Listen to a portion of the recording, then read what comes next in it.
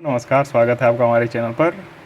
आज हम संधि से संबंधित प्रश्नों को हल करेंगे। संधि अध्याय को हमने समाप्त कर लिया है और संधि से संबंधित जैसे जो भी नियम थे उन नियमों को हमने विभिन्न वीडियो में विभिन्न कक्षाओं में आपको बताया है और उससे संबंधित प्रश्नों को भी हल करवाया है। जैसे जब हमने आपको स्वर संधि पढ़ाई थी तो स्वर संधि पढ़ाते समय जब हमने दीर्घ स्वर संधि पढ़ाया तो उससे संबंधित 40 से 50 प्रश्न हल किए।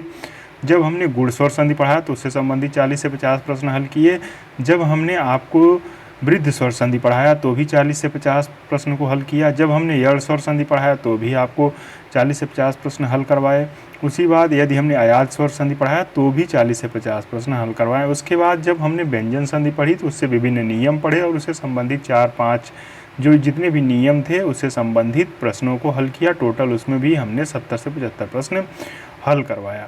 उसके बाद हमने आपको विसर्ग स्वर संधि पढ़ाया, उसमें भी 50 से 60 क्वेश्चन उसी समय हल करवाया। परंतु अलग से जो प्रश्न एग्जाम में पूछे गए हैं उन्हें आज हम हल करेंगे और इस वीडियो के माध्यम से 75 क्वेश्चनों को देखेंगे और अगली वीडियो में भी 75 क्वेश्चन देखेंगे और उससे अगली वीडियो में भी 70 क्वेश्चन देखेंगे, जिससे आपके ये कुल 250 के आसपास के प्रश्न हो जाएं। चलिए तो आज हम प्रश्नों को हल करते हैं। आइए देखते हैं पहला प्रश्न। दो वर्णों के मेल से होने वाले विकार या परिवर्तन को क्या कहते हैं? हमने इसकी परिभाषा बताई थी संधि की। तब हमने आपको बताया था कि दो वर्णों के मेल या विकार से उत्पन्न होने वाले विकार या परिवर्तन को हम संधि कहते हैं। अगले प्रश्न को देख लेते हैं। दो या दो से अधिक अत्यंत समीपस्थ वर्णों के मेल से जो परिवर्तन होता है वह है, हमने फिर भी बताया, जो दो समीपस्थ वर्ण हैं उनके मेल से जो विकार होगा या परिवर्तन होगा वो उसमें संधि में होगा। स्वर व्यंजन ये सारे विकल्प गलत हैं। अगले प्रश्न को देख लेते हैं। निम्नलिखित में से एक कथन गलत है। पहला कथन दिया हुआ है, समास तोड़ने को विग्रह कहते हैं, बिल्कुल सही है। संधि तोड़ने को विच्छेद कहते हैं, बिल्कुल सही है। समास में दो पदों के प्रत्यय समाप्त कर दिए जाते हैं, बिल्कुल सही है। संधि में दो पक्षों का मेल होता है, बिल्कुल गलत है। पक्षों का मेल नहीं होता है, वर्णों का मेल होता है।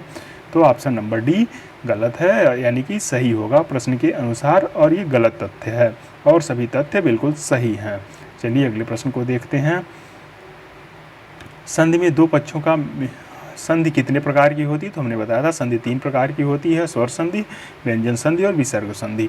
अब अगले प्रश्न को देखते हैं। संधि के 3 भेद होते हैं, स्वर संधि, व्यंजन संधि और विसर्ग संधि, यानी कि ऑप्शन नंबर डी सही हुआ। अगले प्रश्न को देखते हैं। निम्नलिखित में से एक कथन गलत है। कौन सा कथन गलत है उसे हम यहाँ पे फाइंड आउट करेंगे, छांट लेंगे। दो स्वरों के मेल से उत्पन्न विकार को स्वर संधि कहते हैं। दो स्वर, बिल्कुल स्वरों के मेल से ही स्वर संधि की उत्पत्ति होती है। दो वर्णों के मेल से होने वाले विकार को संधि कहते हैं, बिल्कुल दो वर्णों के मेल से उत्पन्न होने वाले विकार को हम संधि कहेंगे। विसर्ग के साथ विसर्ग के मेल से उत्पन्न विकार को विसर्ग संधि कहते हैं, बिल्कुल गलत है, क्योंकि विसर्ग के साथ विसर्ग का मेल नहीं होता, विसर्ग के साथ स्वर और व्यंजन का मेल होता है। तो ये ऑप्शन गलत है, यानी कि कथन के अनुसार ये ऑप्शन सही है। व्यंजन से स्वर अथवा व्यंजन के मेल से उत्पन्न विकार को व्यंजन कहते हैं, बिल्कुल ये ऑप्शन सही है। तो इसमें ऑप्शन नंबर सी प्रश्न के अनुसार सही हुआ। अगले प्रश्न को देख लेते हैं। संधियाँ 3 प्रकार की होती हैं, निम्नलिखित में से कौन सी एक संधि का प्रकार नहीं है? तो हमने संधि के 3 प्रकार आपको बताया, स्वर संधि, विसर्ग संधि और व्यंजन संधि, लेकिन अनुस्वार की कोई संधि नहीं होती है।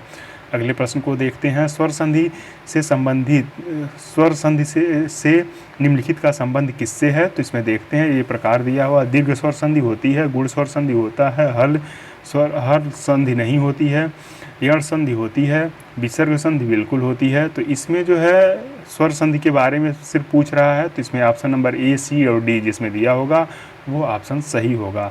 तो ऑप्शन नंबर 1 सही हुआ और अन्य विकल्प गलत हैं।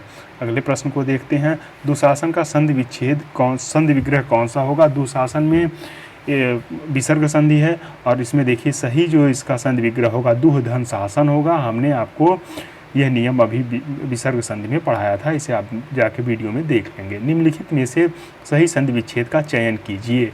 यहाँ पे लिखा पत्र धन अलय, पत्र धन अलय नहीं होता, पत्र धन आलय होता है। मरण धर आसन्न नहीं होता, मरण धर आसन्न होता है। वीर धन अंगना बिल्कुल सही है। यथा धन आर्थ होता है, नहीं ये गलत है, व्यथा धन अर्थ होता है और इसका विकल्प सी सही हुआ। अगले प्रश्न को देखते हैं। विपत जाल बराबर विप जाल में कौन सी संधि है? हमने आपको जब द्वित का नियम पढ़ाया था, यानी कि व्यंजन संधि में द्वित का नियम, तब आपको बताया था कि यदि त के सामने ज आया तो यहाँ पे द्वित का नियम फॉलो होता है तो त जो है वो ज में बदल जाता है, तो वहाँ पे व्यंजन संधि होती है और सभी संधियाँ गलत हैं। महेंद्र का संधि विच्छेद क्या होगा? महेंद्र जो है यह स्वर संधि का उदाहरण है। महेंद्र में कौन सी स्वर संधि है? यहाँ पे गुण स्वर संधि है, क्योंकि महाधन इंद्र आ के बाद ई आया तो आ और ई मिलके ए में परिवर्तित हो गए, तो महाधन इंद्र जो होगा वह सही संधि विच्छेद होगा महेंद्र। अगले विकल्प को देख लेते हैं। अगला प्रश्न जो है संहार का संधि विच्छेद क्या होगा? संहार में जो है सम धन हार, यहाँ पे म का जो है नियम फॉलो हो रहा है, व्यंजन संधि है इसमें, तो सम धन हार समहार होता है, तो ऑप्शन नंबर ए सही हुआ और सभी विकल्प गलत हैं।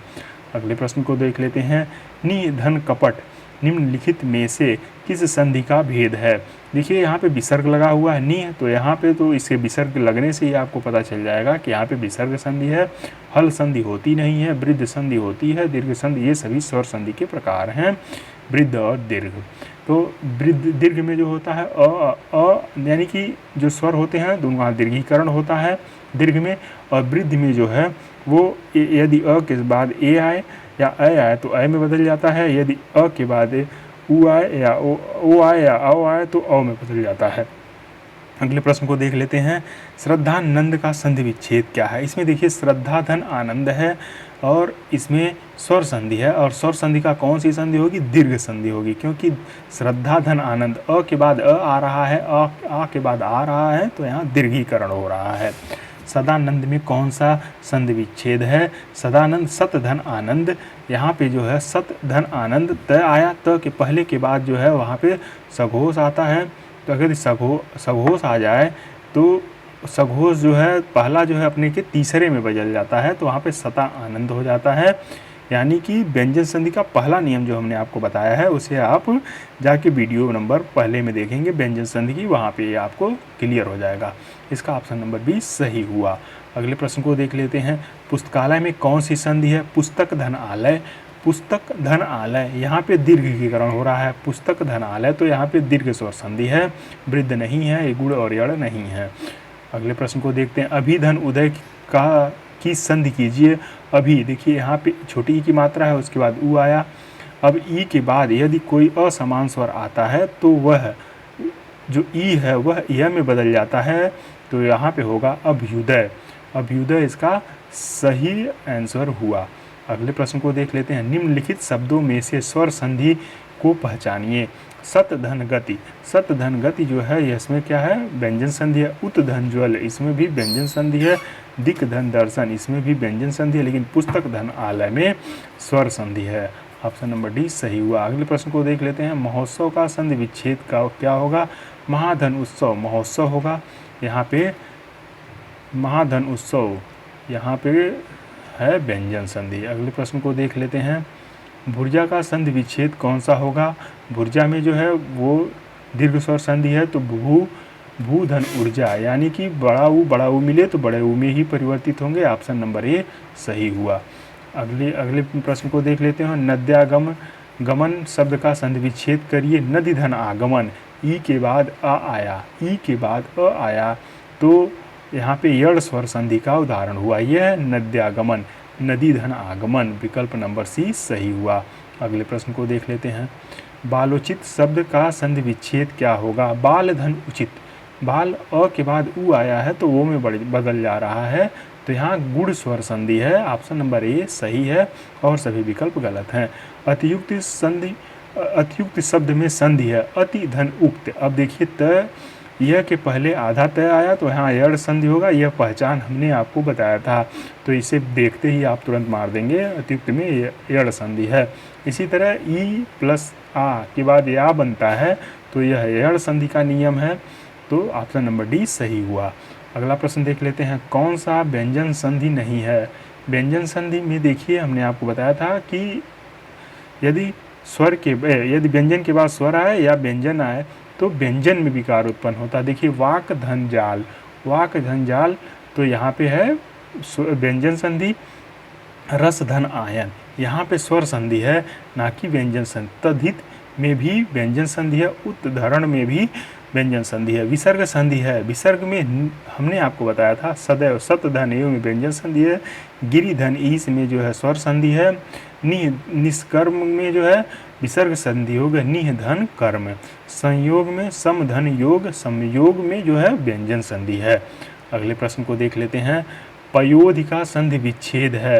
पय धन उदित उदित उदित, पय धन उदित, पय धन धी, पय धन दधि, पय धन दधि। तो इसमें विकल्प नंबर बी जो है वह सही होगा, क्योंकि यहाँ पे पय धन धी है, तो ये पयो यहाँ विकल्प जो है यह विसर्ग संधि का उदाहरण है।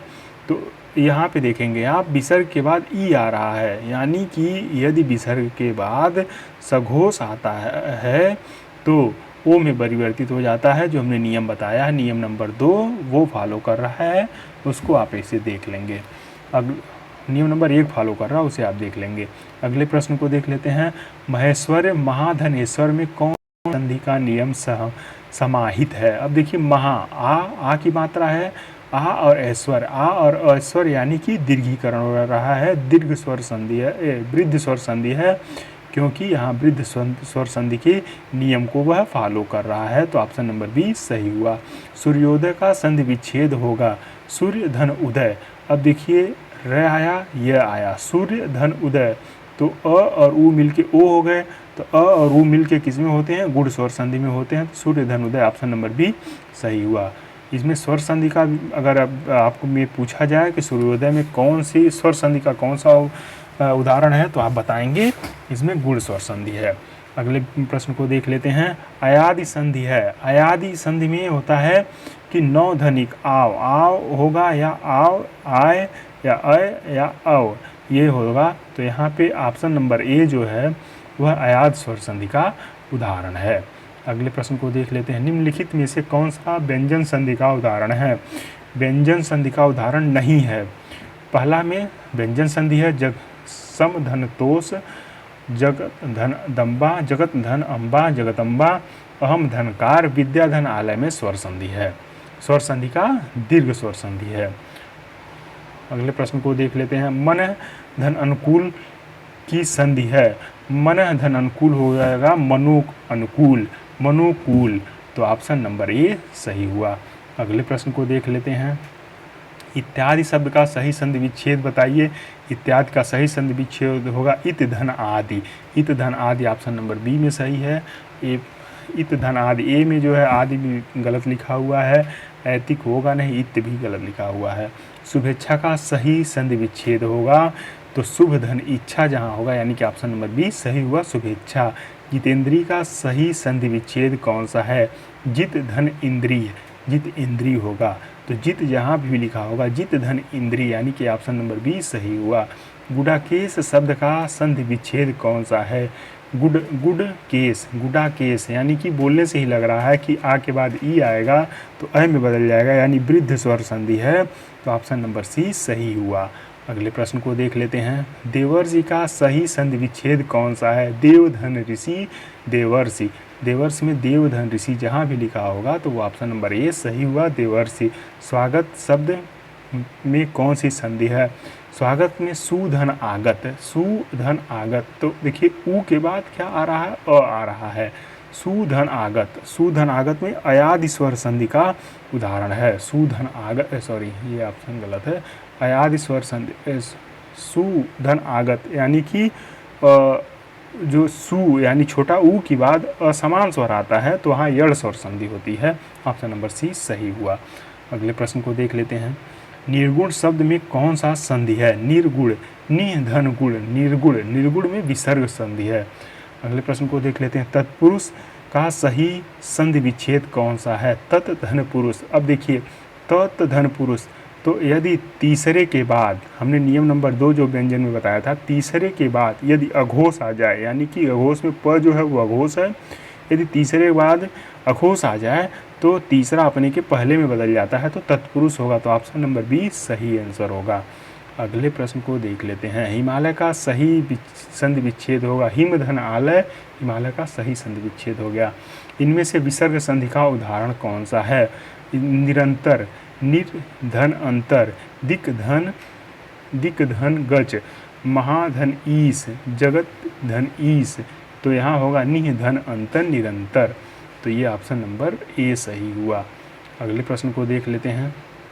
मनोदशा का सही संधि विच्छेद क्या होगा? मन धन दशा मनोदशा होगा। ऑप्शन नंबर बी सही हुआ। आग्नेयास्त्र में सही संधि विच्छेद कौन सा होगा? आग्नेय धन अस्त्र जो होगा यहाँ पे क्या होगा? दीर्घ स्वर संधि का ये उदाहरण है। ब्रह्मर्षि का सही संधि विच्छेद कौन सा होगा? ब्रह्मधन ऋषि, ब्रह्मर्षि, ब्रह्मर्षि में ऑप्शन नंबर सी सही हुआ। अगले प्रश्न को देख लेते हैं। नवोन्मेष का सही संधि विच्छेद क्या होगा?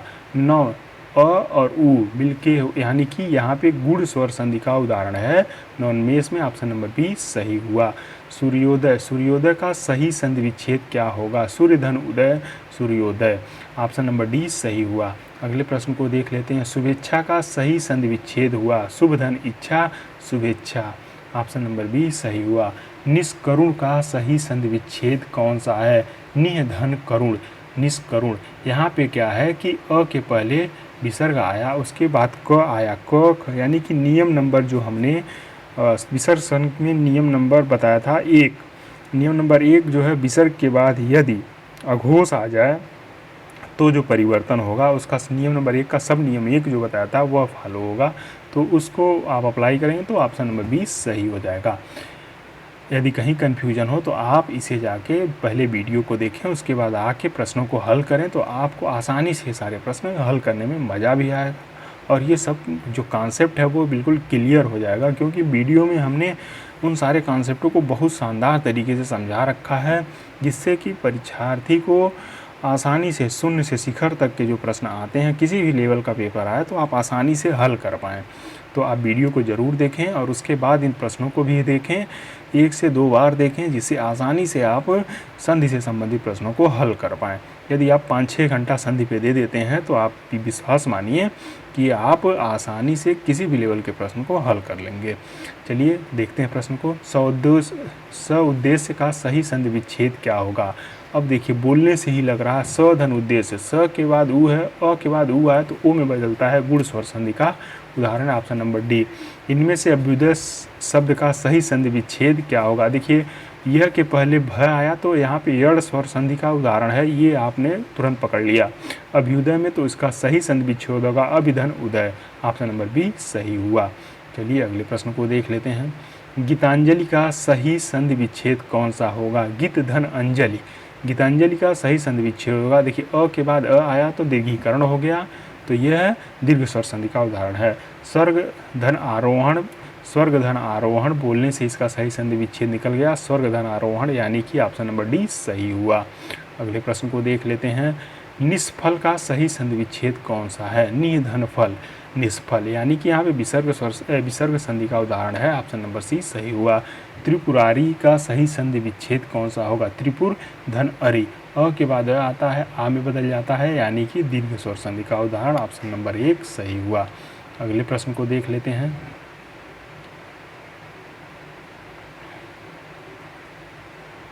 स्थापन का सही संधि विच्छेद कौन सा होगा? स्थान धन आपन्न, इसका सही संधि विच्छेद होगा स्थान धन आपन्न। अगले प्रश्न को देख लेते हैं। आज्ञा अनुपालन का सही संधि विच्छेद कौन सा है?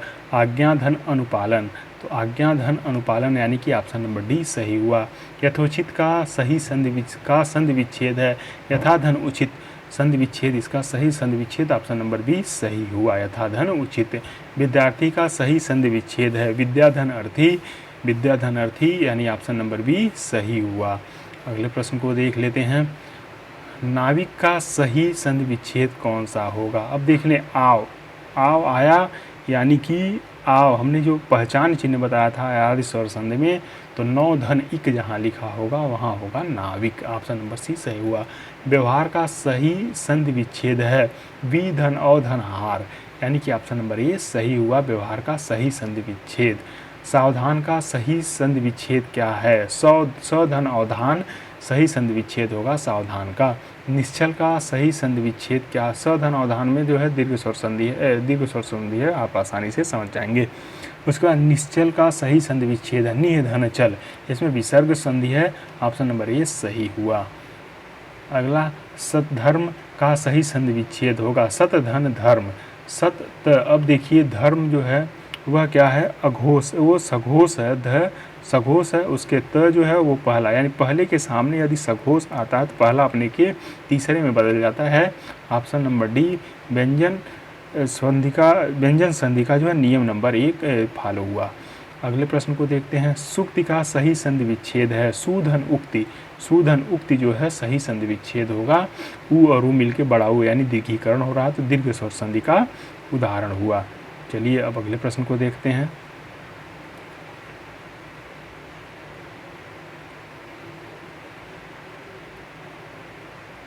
चलिए, नरेश का सही संधि विच्छेद है? नर धन इस, नरेश हुआ, नर धन इस। अब देखिए अ के बाद ई आया, अ के बाद ई आया तो अ में बदल गया, यानी कि गुण स्वर संधि का उदाहरण हुआ नरेश, नर धन इस। उसके बाद तथा धन तथेव का सही संधि विच्छेद क्या होगा? तथा धन एव जो है वह तथेव जो होगा सही संधि विच्छेद हुआ तथेव का। उसके बाद अत्याचार का सही संधि विच्छेद क्या होगा? अति धन आचार। अति धन आचार जो है सही संधि विच्छेद हुआ, यानी कि यदि ई के बाद कोई असमान स्वर आता है, यहाँ पे यड़ स्वर संधि का उदाहरण है अति धन आचार, तो अत्याचार ऑप्शन नंबर सी सही हुआ। उज्ज्वल का सही संधि विच्छेद है? उत धन ज्वल। उज्ज्वल, उज्ज्वल का सही संधि विच्छेद होगा उत धन ज्वल। यहाँ पे द्वितीयकरण का नियम फॉलो हुआ, या युग्मीकरण का, व्यंजन के युग्मीकरण का नियम फॉलो हुआ, प्रयोग में लिया गया। दिगंबर का सही संधि विच्छेद होगा? दिक धन अंबर। दिगंबर होगा दिक धन अंबर, यानी कि व्यंजन संधि का पहला नियम फॉलो हुआ, उसको हमने यहाँ पे प्रयोग किया। ऑप्शन नंबर डी सही हुआ। उल्लंघन का सही संधि विच्छेद होगा? उत धन लंघन। ये भी द्वितीयकरण का नियम फॉलो हुआ, उत धन लंघन, उल्लंघन। अगले पढ़ते हैं। ऋग्वेद का सही संधि विच्छेद होगा? ऋक धन वेद। ऋक धन वेद, ऋग्वेद अपने के तीसरे में बदल जाता है, व्यंजन के नियम नंबर 1 फॉलो हुआ। अगले प्रश्न को देख लेते हैं। प्रतिधन आघात का सही संधि विच्छेद होगा? प्रत्याघात, यानी कि त के बाद ई के बाद असमान स्वर आया तो यड़ स्वर संधि हुआ, ऑप्शन नंबर ए सही हुआ। अगले प्रश्न को देख लेते हैं। महो औषधि का सही संधि विच्छेद क्या होगा? अब यहाँ पे देखिए अ यानी कि वृद्ध स्वर संधि का यह उदाहरण है, तो ऑप्शन नंबर डी सही हुआ, महाधन औषधि। दोस्तों ये टोटल आज 75 प्रश्नों को हमने हल किया संधि से संबंधित। अब अगले वीडियो में भी हम 75 प्रश्न को हल करेंगे, और उससे जो आगे वाली जो वीडियो आएगी उसमें हम 70 प्रश्नों को हल करेंगे, 60 से 70 प्रश्नों को हल करेंगे, जिससे आपका ये 250 का जो एक मेरा टारगेट है वो पूरा हो जाए, और आपको 250 प्रश्न विभिन्न परीक्षाओं में पूछे गए हैं जो वह आपको मिल जाए। और जो वीडियो में पढ़ाए गए प्रश्न हैं, यानी कि जो लेक्चर्स कॉन्सेप्ट जिसमें बताए गए हैं, नियम बताए गए हैं, उसमें जो 40-50 प्रश्न हल करवाए हैं उन्हें भी आप देख लेंगे, तो आपके टोटल 500 के आसपास प्रश्न हो जाएंगे संधि से संबंधित। धन्यवाद दोस्तों, मिलते हैं अगले वीडियो में। नमस्कार। कृपया हमारे वीडियो को ज़्यादा से ज़्यादा शेयर करें, लाइक करें, सब्सक्राइब करें, यही आपका हमारे लिए एक तरह से योगदान होगा। हम आपके इसी उपकार के लिए आजीवन उपकृत रहेंगे। धन्यवाद दोस्तों, मिलते हैं अगले वीडियो में।